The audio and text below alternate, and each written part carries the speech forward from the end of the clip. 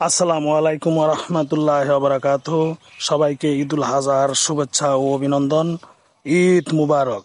আজকে আমি আপনাদের সম্মুখে একটি ভিডিও নিয়ে এসেছি। এটি হচ্ছে কুরবানি, যে পশুটি আমরা কুরবানি করব সেই পশুটি দেখানোর জন্য। মূলত আসলে যার যার সামর্থ্য অনুযায়ী সবাই চিন্তা ভাবনা করে যে একটা কুরবানি আল্লাহর রাস্তায় কুরবানি দেওয়ার জন্য। আসলে নিয়ত হলো সবচেয়ে বড় জিনিস। নিয়তের উপর ভিত্তি করে এই কুরবানি দিতে হয়। আল্লাহ তাআলা যেন আমাদের এই কুরবানিটা কবুল করেন, তার জন্য আপনারা সবাই দোয়া করবেন।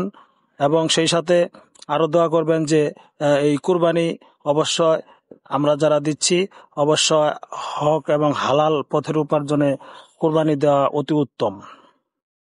কুরবানিকে অপেক্ষা করে মানুষ বিভিন্ন রকমের কথা বলে থাকে। আসলে হালাল এবং সৎ পথে উপার্জিত টাকা দিয়ে কুরবানি দিলে আল্লাহ রাস্তা আল্লাহ খুশি হন। সেই সাথে আপনার কুরবানিও কবুল হওয়ার সম্ভাবনায় বেশি থাকে ইনশাআল্লাহ। আপনাদের প্রতি শ্রদ্ধা ও ভালোবাসা রইল। আমিন।